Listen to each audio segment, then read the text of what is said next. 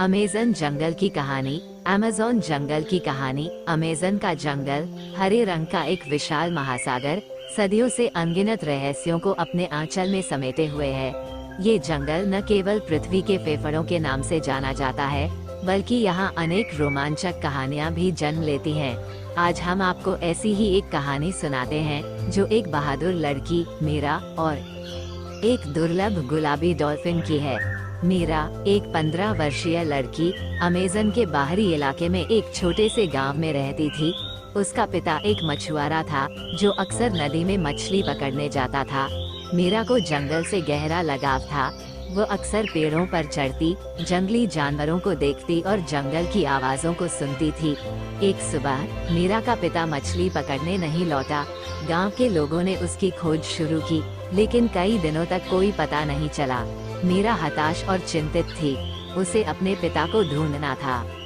गांव के बुजुर्गों में से एक ने मीरा को बताया कि जंगल की शेछू डीपेस्ट डेप्थ्स में एक गुलाबी डॉल्फिन रहती है, जिसे जंगल की रक्षक देवी का रूप माना जाता है। कहा जाता है कि यह डॉल्फिन उन लोगों की मदद करती है जो खो जाते हैं या मुसीबत में होते हैं। मीरा ने फैसला किया कि वो डॉल्फिन को ढूंढेगी। एक नाव लेकर मीरा जंगल की ओर चल पड़ी। यात्रा कठिन थी। उसे जंगली जानवरों से सावधान रहना पड़ा, नदियों को पार करना पड़ा और घने जंगल से गुजरना पड़ा। रास्ते में उसने एक जख्मी जगुआर का सामना किया। मीरा डर गई, लेकिन उसने जल्दी से अपनी बुद्धि का इस्तेमाल किया। उसने पास के पेड़ से कुछ पत्तियां तोड़ी, जिन्हें वह जानती थी कि जगुआर के घावों को भरने में मदद मिलती है। धीरे से उसने जगुआर के पास जाकर पत्तियां उसके घावों पर लगा दी। जगुआर ने उसे चोट नहीं पहुंचाई, बल्कि उसे जाने दिया। कई दिनों की यात्रा के बाद मीरा एक शांत झील पर पहुंची।